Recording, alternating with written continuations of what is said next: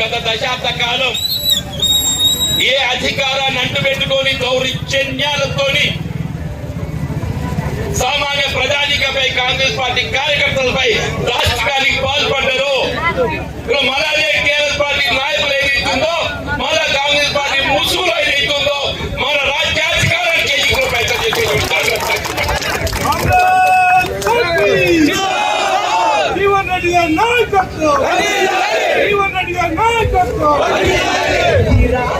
రాష్ట్రంలో కాంగ్రెస్ పార్టీ అధికారం ఇది కేవలం కాంగ్రెస్ పార్టీ కార్యకర్తల శ్రమ ఫలితం. కాంగ్రెస్ పార్టీ కార్యకర్తల శ్రమ 10 సంవత్సరాల శ్రమకు ప్రతిరూపం ఏదైతుందో ఇక్కడ రాష్ట్రంలో కాంగ్రెస్ ప్రభుత్వం ఏర్పడింది.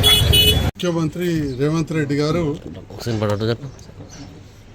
ప్రభుత్వంతో కలిసి పనిచేయాలన్నారు. మేము కలిసి పనిచేస్తాం, ఎందుకంటే ప్రభుత్వం పటిష్టంగా ఉండాలి అని చెప్పి ఆలోచనతో వారు నియోజకవర్గ అభివృద్ధి కావాలని చెప్పి మేము ఆలోచించాం.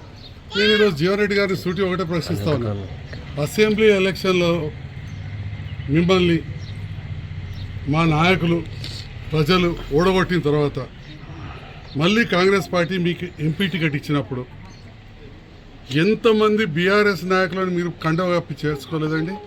అంటే మీరు కండవ కప్పి పార్టీలో చేర్చుకున్నప్పుడు మీకు ఇవన్నీ జ్ఞాపకం రాలేదా? పాత కాంగ్రెస్ నాయకులు మా నారాయణ రెడ్డి అనేనో ఇట్లాంటి వాళ్ళందరూ పాత వాళ్ళు ఉన్నారు, మరి వాళ్ళకి ఇబ్బంది అవుతుందని చెప్పి ఆలోచన రాలేదా? 2 ఎంపీపీలను చేసుకున్నారు, మున్సిపల్ చైర్మన్ చేసుకున్నారు, దాదాపు 20 మంది పైన సర్పంచులు మీకు వ్యతిరేకంగా పనిచేసి నాకు పనిచేసిన వాళ్ళను మీరు మీ ఎంపీ ఎలక్షన్లు అప్పుడు చేర్చుకున్నారు, పిఎస్సిఎస్ చైర్మన్లను చేర్చుకున్నారు, డైరెక్టర్లను చేర్చుకున్నారు, ఎంతోమంది వివిధ కుల సంఘాల పెద్దలు చేర్చుకున్నారు. మరి అప్పుడు 2023 ఎలక్షన్లో నాకు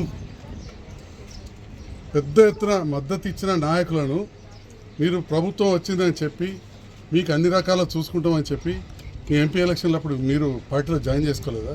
అంటే మీరు చేసుకుంటే మీరు పార్టీలో జాయిన్ చేసుకుంటే ఒకటి, లేదా కొందరికి మరి ఇంకా మేము సభ్యత్వం ఏం తీసుకోలేదు కానీ ప్రభుత్వంతో మమ్మల్ని కలిసి పనిచేస్తే తప్పు అయిపోతుందా? ఇది నేను జీవన్ రెడ్డి గారు సూటిగా ప్రశ్నిస్తున్నా. ఎందుకంత అసహనం వ్యక్తం చేస్తున్నారు పెద్దలు? వారు ఈ వయసులో చాలా, నేను వారికి నీతులు చెప్పాల్సింది కాదు, వారే అన్నారు కొన్ని గ్రామాలలో ఇదే చివరి ఎలక్షన్, వచ్చే ఎలక్షన్ వరకు అని చెప్పి ఇక కొన్ని మాటలు అన్నారు. మరి ఇదే చివరి ఎలక్షన్ అని పోయిన ఎంపీ ఎలక్షన్లు అన్నప్పుడు మున్ముందు పార్టీ బలోపేతంగా ఉండాలని కాంగ్రెస్ అధిష్టానం ఆలోచిస్తుంది. దాంట్లో తప్పేమున్నదని నేను అడుగుతా ఉన్నా.